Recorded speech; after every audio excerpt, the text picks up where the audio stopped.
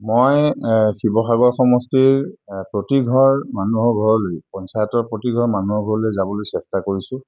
ইতিমধ্যে মই ভালেসংখ্যক মানুহৰ ঘৰলৈ পদূলিলৈ গৈছোঁ আৰু মোৰ ভিজন শিৱসাগৰ 2026খন বিলাই আহিছোঁ আৰু সকলো ৰাইজেই এই প্ৰসংগত মোক আদৰিছে।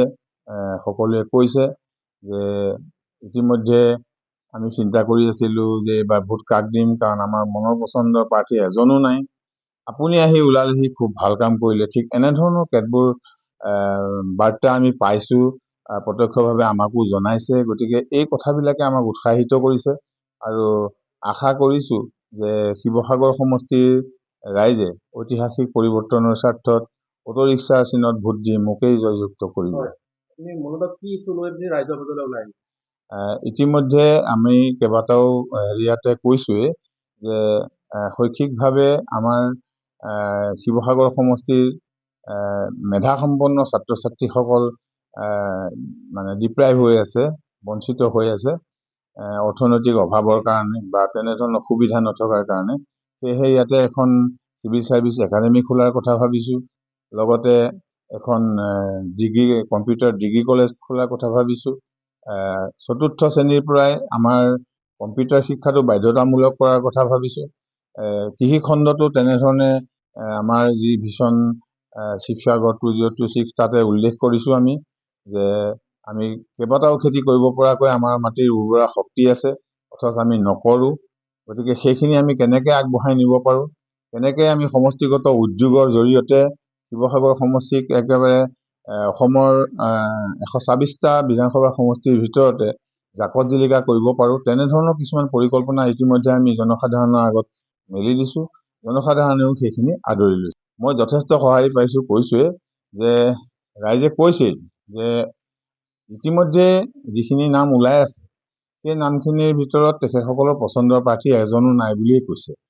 প্ৰত্যেকৰে বিভিন্ন ধৰণৰ মানে বেলেগ বেলেগ ধৰণৰ কথা কিছুমান ইতিমধ্যে ছ'চিয়েল মিডিয়াই হওক বা অন্যান্য পৰ্যায়ত ওলাই আছে। গতিকে ৰাইজে এনেধৰণৰ বিশেষকৈ শিৱসাগৰৰ ৰাইজ অকণমান বেলেগ ধৰণৰ। ধন দি শিৱসাগৰৰ ৰাইজৰ ভোট কিনিব নোৱাৰে। শিৱসাগৰৰ ৰাইজে বিবেক ভোট দিয়ে। হয়, মই ইতিমধ্যে আমাৰ এটা ভিডিঅ'ৰ যোগেদি মই ইতিমধ্যে ৰাইজলৈ এটা আহ্বান জনাইছিলোঁ যে যিসকলে বিফৰ ইলেকশ্যন আপোনালোকক লাখে লাখে টকা দিছে, ক'ৰবাত 1 লাখ, ক'ৰবাত 2 লাখ, ক'ৰবাত 10 লাখ, ক'ৰবাত 5 লাখ, এনেধৰণে টকা বিলোৱা যিসকল ব্যক্তি, সেই ব্যক্তিসকলে কিন্তু বিগত সময়ত জয়ী হৈ গ'লে তেখেতসকলে কিন্তু ৰাইজৰ অভাৱ অভিযোগ বা সমস্যাৰ প্ৰতি পিঠি দিব। যিহেতুকে একদম একেবাৰে সৰু উদাহৰণ এটা দিছোঁ যে মই বজাৰৰ পৰা চাৰ্ট এটা কিনিবলৈ গ'লোঁ। মই চাৰ্ট এটা কিনি পেলাই লৈ আহিলোঁ। চাৰ্টটো কিনি অনাৰ পাছত সেই দোকানীজনৰ কি সমস্যা হৈছে বা কি অৱস্থা হৈছে বা কিবা সমস্যাৰ সন্মুখীন হৈছে নেকি, সেই বিষয়ে মই ভাবিবলৈ দৰকাৰ নাই, কাৰণ মই পইচা দিলোঁ, চাৰ্টটো আনিলোঁ, লেঠাটো তাতে শেষ হ'ল।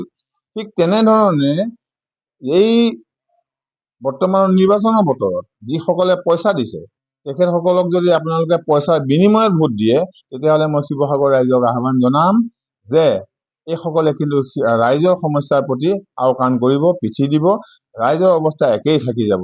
গতিকে কোনো কাৰণতে এই পইচা বিলাই ফুৰা নেতাসকলক, এই পইচা বিলাই ফুৰা প্ৰাৰ্থীসকলক যাতে কোনেও ভোট নিদিয়ে, তাৰ কাৰণে মই শিৱসাগৰৰ ৰাইজলৈ বিশেষভাৱে আহ্বান জনাম। হয় হয়, মই MSR নাট্য জগতৰ লগত জড়িত।